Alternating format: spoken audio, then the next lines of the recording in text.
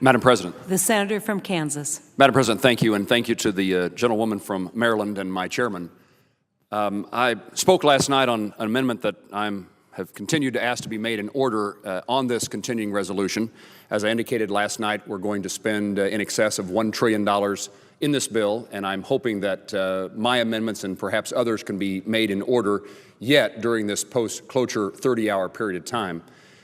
One of the concerns that's been raised is whether or not, if my amendment was adopted, whether this would create difficulties in the House of Representatives for the final passage of the continuing resolution.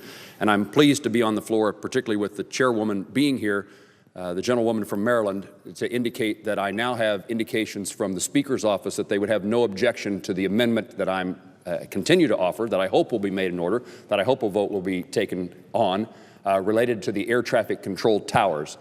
Also, in the period of time since I last spoke, we have numerous members of the Senate who have now joined as co-sponsors of this amendment. The number is now 14 Democrats and 12 Republicans. The number continues to grow.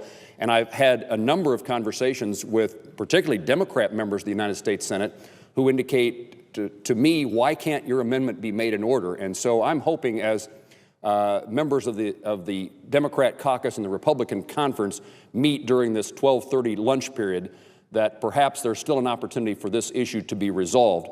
And I would indicate once again that while I listened to the suggestion of the majority leader this morning that we move to the budget during this 30-hour post-cloture time frame, that in the absence of some agreement related to this amendment, I will object to moving to the budget until the 30-hour expire.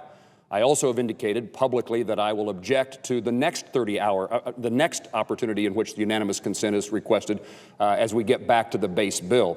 It's not my nature to be an obstructionist. This is an amendment that matters greatly. It has been determined by the parliamentarian to be germane.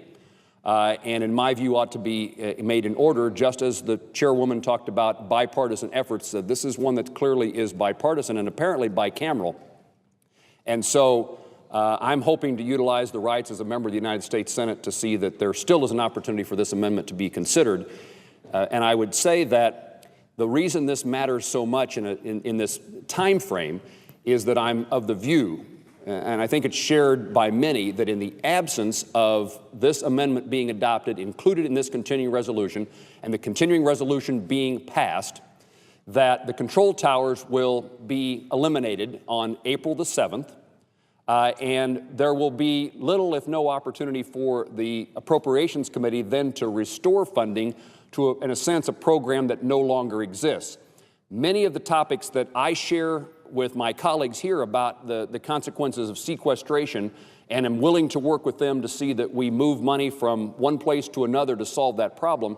In the absence of that happening, there's still an opportunity for the Appropriations Committee and ultimately the Congress in the appropriations process to solve those problems. But should the April 7th come, the 179 plus contract towers are eliminated, then it seems highly unlikely to me that any appropriation process would include money for a program that's no longer in existence. I yield the floor. Madam President. The senator from Maryland. Madam President, I appreciate the senator from Kansas's tenacity and persistence and being an advocate for his constituents. I would hope that during this noon hour, I can give no promises.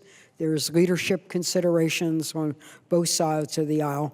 But we have to acknowledge the senator from Kansas is a real fighter for what he believes in, and I think we admire that.